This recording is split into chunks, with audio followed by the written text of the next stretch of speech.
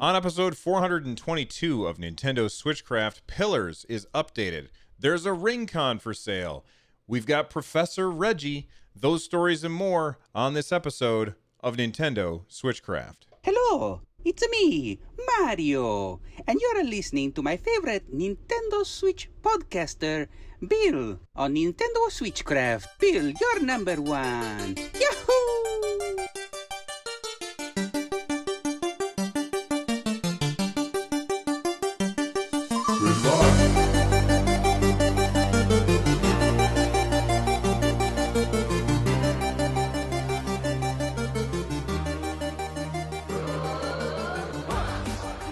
Hey everyone, welcome back. Switchcraft is brought to you live every Monday, Wednesday, Friday, and Saturday. You can tune in live over at twitch.tv/runjumpstomp. This episode of Switchcraft is made possible by patrons just like Mikey B. Playin'. Get Switchcraft and my other content ad-free for as little as $1 by joining the Patreon over at patreon.com/runjumpstomp. And you can leave a voicemail like you heard at the beginning of the show. That one was left by Mario, apparently. In order to leave a voicemail, you can use any device and go to runjumpstomp.com/voicemail, and I may even play it on the show. Before we go any further, I just want to let everybody know I have brought back Run Jump Stomp. It is a multiple times a week podcast, very, very short episodes.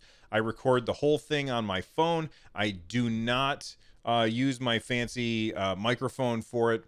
So it's all very bare bones and it's very quick. It's just a bunch of gaming news stories that I want to talk about very fast. 10 minutes at the most is what I'm aiming for that show. And it comes out as often as I can. If there's not a story that I want to talk about, then I won't post an episode that day.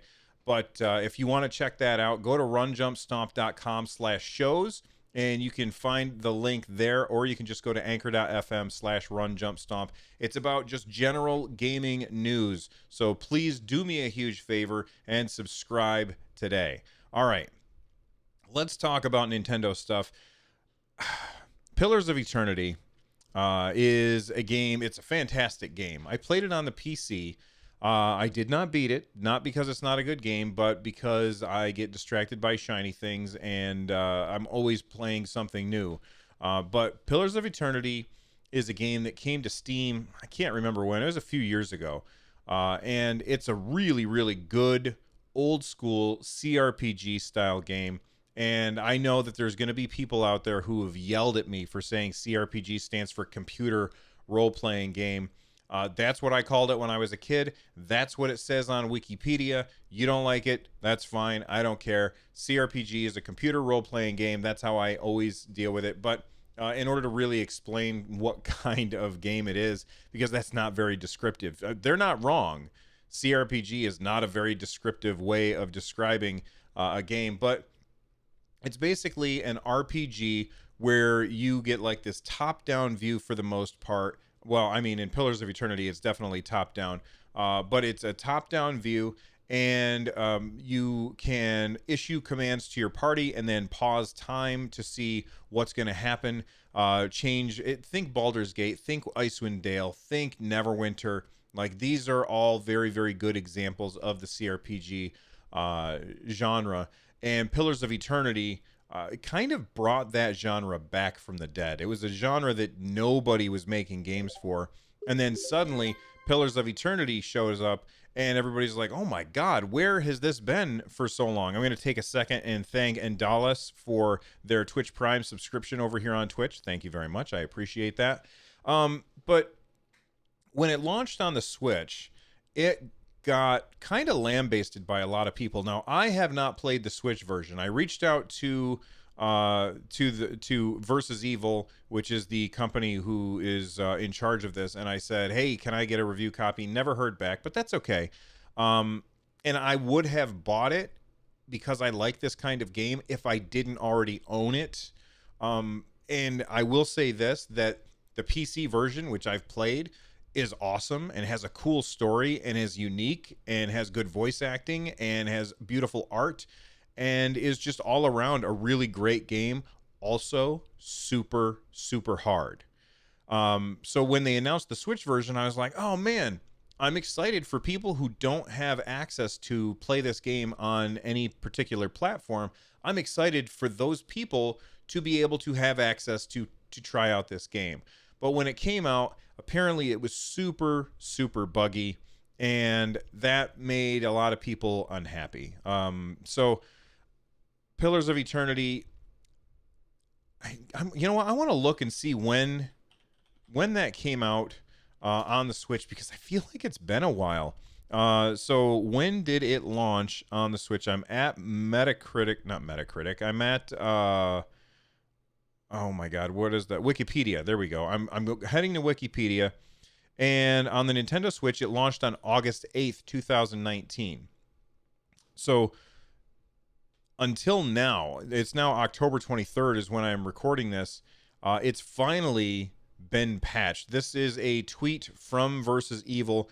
They said, we currently have a Pillars of Eternity 1 Switch build with QA that fixes the following. It hasn't been patched. It's going to be patched soon. But that fixes the following.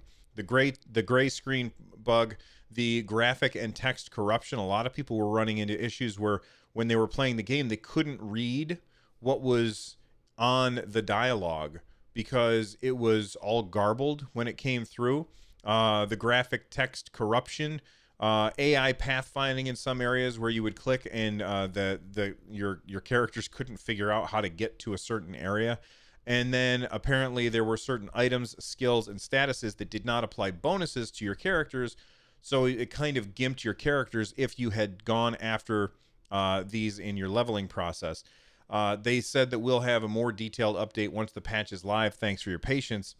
Talk about patience. I mean, that's a long time to go to fix that patch. I think it's too long, and I think the damage is done. I think a lot of people have decided, you know what, we're going to move on from this game. We're no longer interested. And I think that's a shame that the game was launched too soon, because if the game had launched and been relatively bug-free, I think that it would have been a massive hit because it is a really, really good game. But having it be so buggy on the Nintendo Switch just left a bad taste in a lot of people's mouths. And a lot of people are saying, you know what? I'm done. I'm moving on. A lot of people returned the game because of all of the bugs, and they've moved on and bought Baldur's Gate and Icewind Dale and Baldur's Gate 2 and all of those games instead. And I think it's a shame, not because those aren't good games, but because Pillars of Eternity is a really, really good game that was just rushed to market too soon. And you tend to see this kind of thing happen all the time in the video game industry, where you get a game that has so much potential but just is brought out too soon, or doesn't have quite the feature set. It's not fully cooked, but the suits, somewhere there was a suit that said, yeah, I don't care if it's done. We need the income now.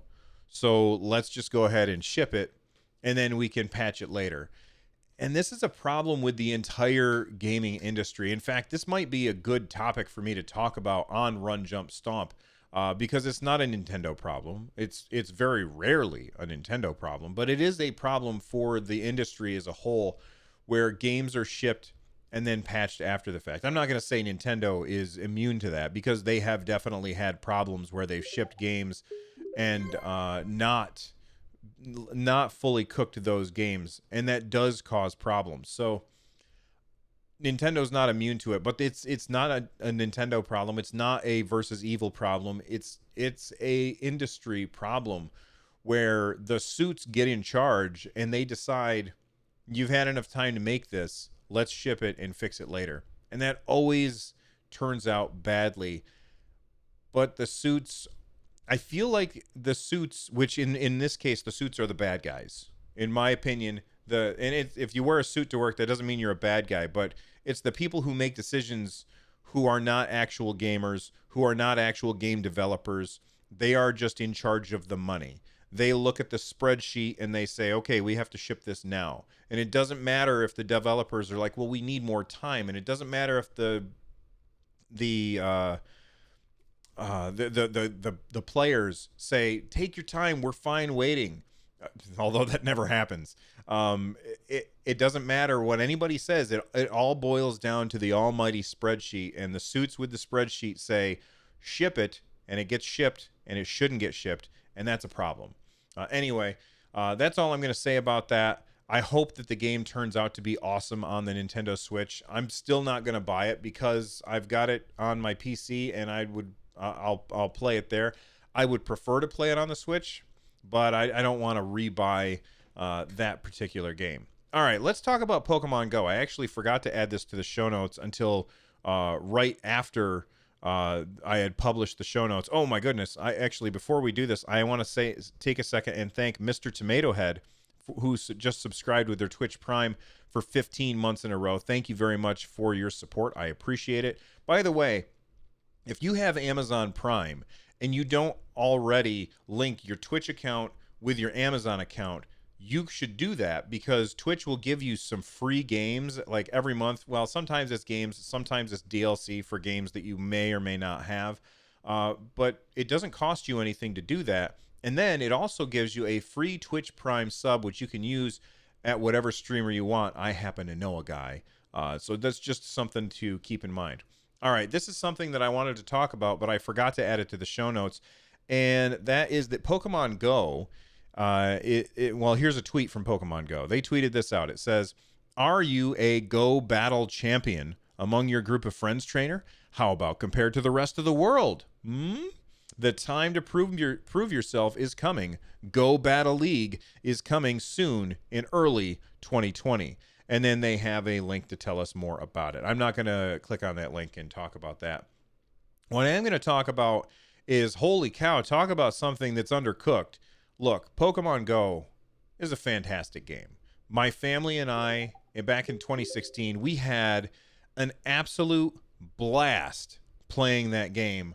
Walking around the park and driving around the city that I live in, because I live in a very rural area, but driving around and catching Pokemon. Don't worry, I was driving. My wife had my phone and her phone. My son had one of our old phones, and we drove around and captured Pokemon. It was really fun. I remember one day we were driving around and my wife said, "Oh my God, there's a Pikachu." And none of us had seen a Pikachu ever. So we it shows like in the bottom a little silhouette of what Pokemon are nearby, and she saw the Pikachu. So we ended up driving all over the town trying to narrow down where this Pokemon was, and then finally we got it. It was really fun, and we all just had a blast together. And it's a really good game, but it shipped without battling, which is kind of quintessential Pokemon stuff. Like, battling is important. Battling is a very important thing to Pokemon, and for them to ship without it was just weird. And then when they brought it, you had to be next to the person in order to battle. And I know that Pokemon Go has always kind of been this thing where it's supposed to be in the real world, and I understand that. I completely understand that it's supposed to be in the real world, but many people live in very rural environments, and our ability to get together with other people is kind of limited. We don't all live in these very, very dense cities. So because of that, it just really isn't super useful around where I live. So I just always ignored it. In fact, I recently deleted Pokemon Go from my phone, not because I think it's a bad game, but just it'd been forever since I loaded it, or since I started it. And I had just gotten a new phone, and I was like, well, why bother? I don't really have a reason to reinstall it, because I haven't played it in forever. And now if I reinstall it, I'll probably have to start from scratch, which doesn't really bother me. I don't care. Anyway, now in 2020, well, in the future in 2020, we're finally going to be able to battle against each other over the internet. I don't know why it took the Pokemon Company so long to do this. It seems just bananas to me. But I think that this is definitely something that will reinvigorate people playing a little bit. Now, is it going to get me? Probably not, especially because it says early 2020. You know what happens in early of the year, the early part of the year for me, we get buried in like 7 billion feet of snow, and we just don't go anywhere for months at a time. And winter is coming. And that means that we're going to be trapped inside, and we're not going to be going to the park and replenishing my Pokemon Go collection. Although now I guess you can you send stuff from Pokemon Let's Go to Pokemon Go, or was it only from Pokemon Go to Let's Go? I can't remember off the top of my head. I'll bet you that somebody in chat will let us know. London Gamer in chat just called it Pokemon Snow. I love that. That's hilarious. And Vaxer's smiling about the snow because he loves snow and he knows that I hate it because I have to shovel it. Anyway, that's what's going on with Pokemon Go. And I'm curious, are you still playing that game? I'm very curious how that's going for you. Anyway, let's take a break. We're going to hear from a sponsor. When we come back, I want to talk about the RingCon. Stick around.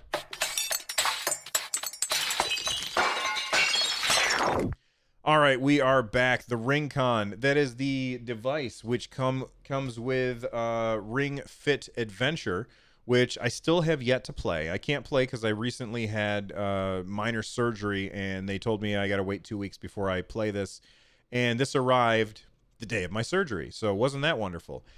So Ring Fit Adventure comes with the RingCon. The RingCon is that weird plastic yoga circle that you attach the Joy-Con to.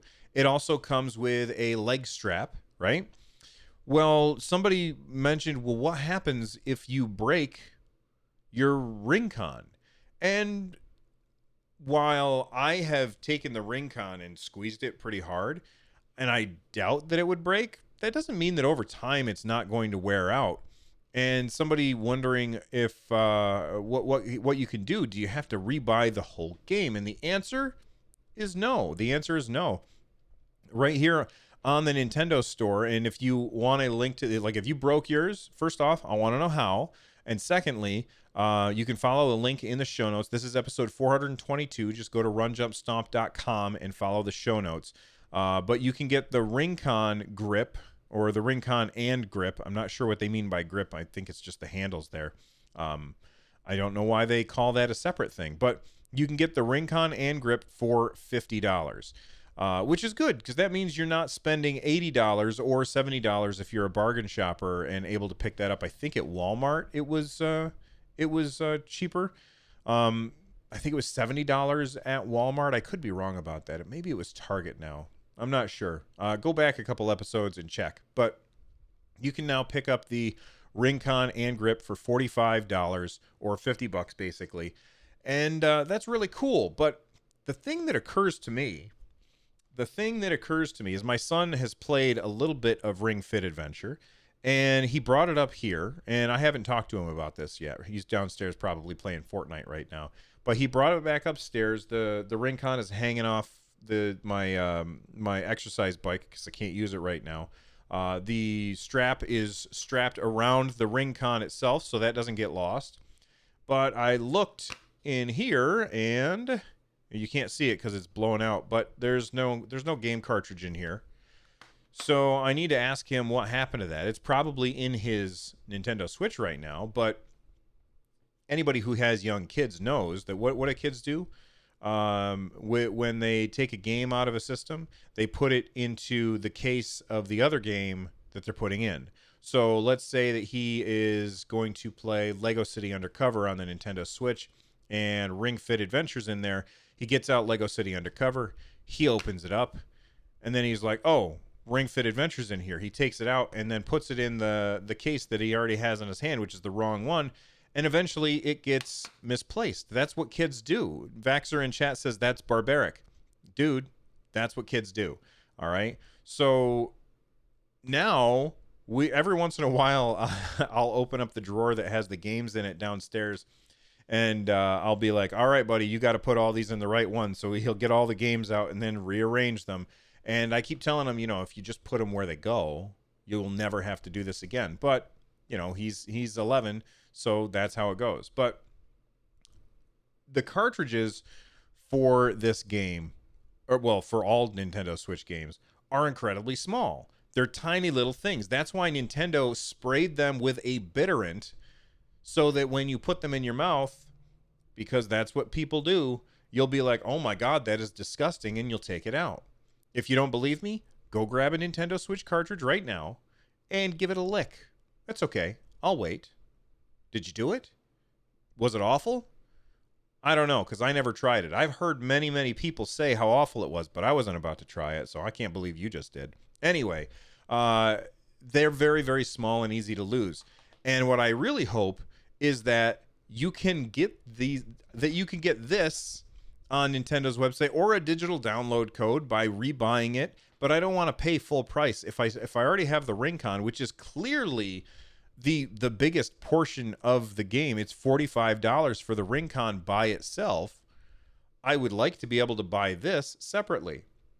In fact, I wish that you could buy the game without, like, just buy the Ring-Con like this, and when it gets to you, then have it come with a download code, because I know people hate the idea of digital, but listen to me. This is an exercise game. The whole point of this is that you're supposed to do it like every day so that you get a workout in every day, or you're supposed to do it pretty often.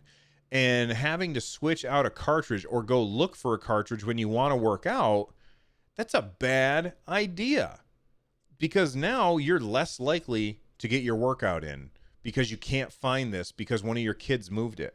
So I really hope that Nintendo, in addition to selling the Ring-Con separately for $45 on Nintendo's website, store.nintendo.com, in addition to that, I would really like it if they also would sell the game separately. And I know that then they would have problems where some fool would buy this and not have the accessory and then be mad about it. But just, that's why you take returns when people make a mistake like that. Anyway, I think it's good that they're doing this. I hope they take it one step further.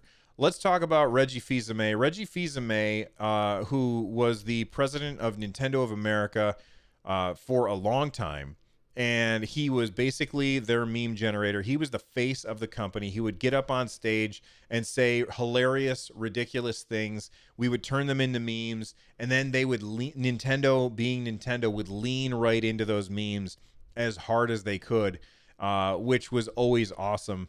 He recently retired and was succeeded by Doug Bowser, who took over his duties as president of Nintendo of America.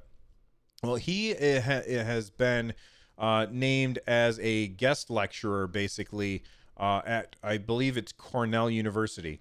And somebody went to his Cornell lecture, and they talked about it. And guess what? The whole thing is going to be available online, and it's called Reggie's Principles for Next Generation Leaders. But the bullet points, basically, of his lecture were posted over at Resetera. And he talked about Satoru Iwata. He talked about his life experiences and how he approached business and things like that. He also talked about how the Wii U was the precursor to the Switch, and how having it fail caused the Nintendo Switch to succeed so well. So Cornell University has said that they are going to publish this. Oh my gosh, the window is getting real bright. Let's cover that up as much as we can. I can't reach the other side. For those of you who are listening, you're like, what's going on? The sun just peeked out from the clouds, and it is spilling into this room like crazy. It's very, very bright. Anyway, sorry, got distracted.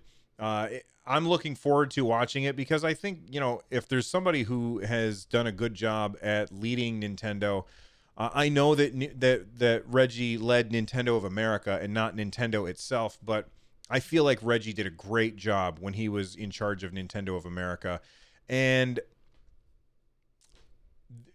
some might take umbrage with what I'm going to say here, but I think most of the, and maybe I'm wrong. I don't have any inside information, okay? But maybe I'm wrong. But I feel like most of the decisions that get made by Nintendo that people have a problem with, I feel like most of those decisions happen in Japan rather than the US. And it's really more of an Eastern versus Western philosophy.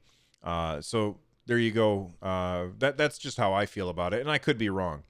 Anyway, let's move on, and I want to talk about two things very quick because we're just about out of time. Nintendo Switch Online is not being ditched, says Nintendo, and I don't know quite why everybody thought that they were.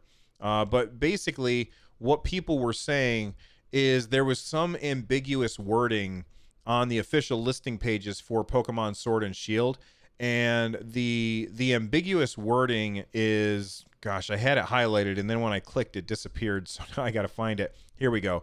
It said, and this comes to us from TechRadar.com, an in-game purchase option for users who do not have a membership to Nintendo Switch Online. So this suggested, a lot of people looked at that and they said, okay, this means that if you don't have Nintendo Switch Online, you can pay to have access to these online features without having Nintendo Switch Online. And then a lot of people were like, does this mean that Nintendo is getting rid of Nintendo Switch Online and breaking it out into be like DLC for each individual game? And the answer is no. Basically, a spokesman from Nintendo of America reached out to Tech Radar and they clarified it. They said this is an in-game option, is just another way to buy Nintendo Switch Online while playing the game. So basically, they're just trying to remove friction from the purchase process of buying something, of buying your subscription in Nintendo Switch Online. So if you go out and you buy Pokemon Sword or Shield, you bring it home, you put it in your Switch, you turn it on, you go to Battle Online or Trade Online or do something like that, it's going to say, hey, you need Nintendo Switch Online for that. You want to buy it now? And you can click yes. And that's what this was talking about for the in-game purchase option for people who do not have the membership. So it's not a way to get around having Nintendo Switch Online. It's just a way to buy Nintendo Switch Online. Speaking of things that you might want to buy, Target is apparently clearing out their docks. This comes to us from a Redditor, the Mad Pugly, who, that's a very funny name. But the Mad Pugly took a picture of a Nintendo Switch dock that is on sale at Target for $26. Now, these things are usually like $80. So if you don't already have all the docks you want, you might want to go to a nearby Target and see if you can get one on the cheap. I know that sometime this week I'm going to try and make my way there to get another dock just so that I can use it on the one extra TV that we have that doesn't have a dock on it. So I think that that's awesome. And $26, that is such a steal. That is a really good deal for an extra dock. So go to your local Target, and if you live outside the U.S. and you don't have Target, I'm sorry. And if you go to Target and it's not on clearance, and maybe it was just this guy's, then I'm sorry. But I've not been there myself to check it out. But clearance $26.98. Why 98? Why not 99? Or better yet, why not just 27? All right, so that is it for the show today. If you want to become a part of the show or part of the community, join us over at runjumpstomp.com/Discord. There's hundreds of people in there that all like the same stuff that you do, so make sure that you head on over there. Oh my God, the brightness. I'm just going to kind of block some of the sun. You can watch the show live over at twitch.tv/runjumpstomp, and you can get a hold of me through email, runjumpstomp@gmail.com. You can also reach out to me on Twitter at runjumpstomp. Use that hashtag Nintendo Switchcraft. This show is part of the giant-sized Team Up Network. For more information, make sure you check them out over at GSTU, or check us out, at gstu.net. And if you are looking for ways to support the show, head on over to runjumpstomp.com/thank-you, and make sure that you check out my other podcasts, Run Jump Stomp, Stadia Cast, and very soon 143 Pixels. That's coming out on November 5th. You check all of those out by going over to runjumpstomp.com/shows. The music you're hearing right now is Corneria Star Fox remixed by Noteblock. It's awesome. You guys are awesome. I'll see you next time. Thank you, thank you, thank you. Bye-bye.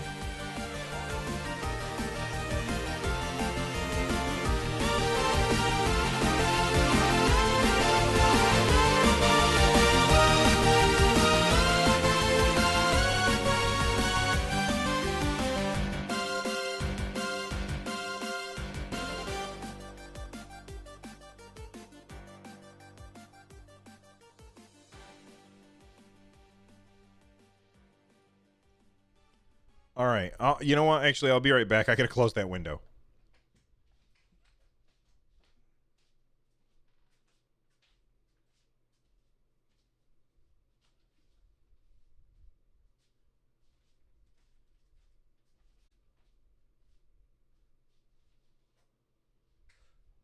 There we go.